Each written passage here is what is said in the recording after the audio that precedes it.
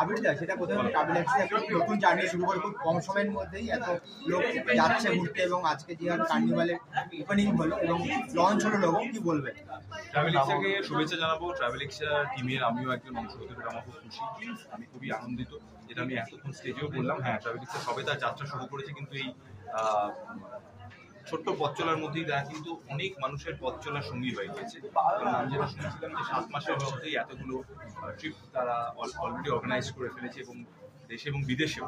তো এই যে মানুষ যারা আমাদের সঙ্গে বেরিয়ে পড়েছিলেন ট্রাভেলিক্সের সঙ্গে, তাদের অভিজ্ঞতা, তাদের নতুন নতুন স্মৃতি, তাদের হাসি মুখ, এটাই আমার মনে হয় ট্রাভেলিক্সের টিমের কাছে সবচেয়ে বড় কথা। এবং আমি এটাও বললাম যে ভবিষ্যতে বাঙালি বেড়াতে যেতে ভালোবাসে, এটা চিরকালই আমরা জানি। তো আরও যেখানে যেখানে বেড়াতে যাওয়ার প্ল্যান আছে সেগুলো ট্রাভেলিক্সের সঙ্গে শেয়ার করুন। আজকে এই যে কার্নিভালটা শুরু হচ্ছে, আমার মনে হয় এখানে আরও নতুন নতুন কিছু প্ল্যানও পাওয়া যাবে, এবং যত ট্রাভেলিক্সের অভিজ্ঞতা বাড়বে তত ওরা আরও ভালো কাজ করতে পারবে, আরও বিভিন্ন জায়গায় বেরিয়ে পড়তে পারবে। আমার তরফ থেকে যারা বেরিয়ে পড়বেন ট্রাভেলিক্সের সঙ্গে, তাদের জন্য শুভেচ্ছা রইল। আর ট্রাভেলিক্সে তো আমার মানে টিমেরই অংশ, so all the best to them. পাহাড়, সমুদ্র, জঙ্গল, কোনটি বেশি? আমার পাহাড়।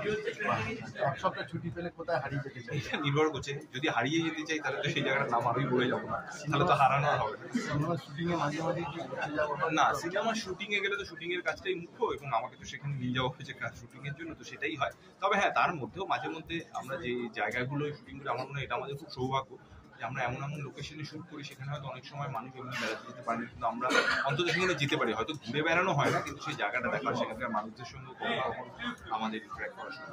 বারবার যেতে কোথায় ইচ্ছে করে? বারবার ডিপেন্ড করে, এটা অনেক অনেকের। আচ্ছা, ঘুরতে গেলে তুমি ওখানে খাবার ট্রাই করবে?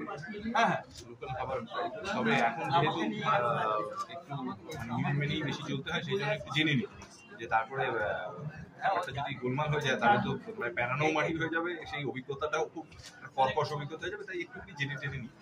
সেই ডিপ ফ্রিজ 21শে নভেম্বর রিলিজ করছে। আমরা সবাই মিটে আছি যে মানুষ কিরকম ভাবে ছবিটা নিচ্ছে সেটা জানার জন্য। আমি যেটা বললাম, ন্যাশনাল অ্যাওয়ার্ড ভারতবর্ষের চলচ্চিত্রের সর্বোচ্চ সম্মান, সেটা পাওয়ার জন্য গোটা ডিপ ফ্রিজ টিভি খুব খুশি এবং গর্বিত। তবে আমরা চাইবো মানুষ তাদের মতামত তাদের মতো করে জানান। এই ডিপ ফ্রিজ এমন একটা সিনেমা, এমন একটা বিষয়, এখানে নানা রকম মত তৈরি হবে, নানা রকম আলোচনা হবে এবং মতান্তরও তৈরি হবে। তো আমরা সেগুলো জানার জন্য অপেক্ষা করে আছি। এই ছবির মাধ্যমে আমার মনে হয় না অর্জুন কোনো নির্দিষ্ট একটা বিষয়কে বলে প্রমোট করেছে, একটা পরিস্থিতি এবং কিছু মানুষ তাদের মধ্যেকার সম্পর্ক নিয়ে একটা গল্প করেছে। এবার সেই গল্প দর্শকরা কিভাবে নিচ্ছেন, তারা কিভাবে দেখছেন, সেটা জানার জন্য। আচ্ছা, আমি তো কলেজ লাইফে বন্ধুদের সঙ্গে ঘুরতে যাওয়া হয়েছে? হ্যাঁ হ্যাঁ, হয়েছে। অনেক কষ্টে পারমিশন পেয়ে, আমাদের সময় অত সহজে পারমিশন পাওয়া যেত না, বাট অনেক কষ্টে পারমিশন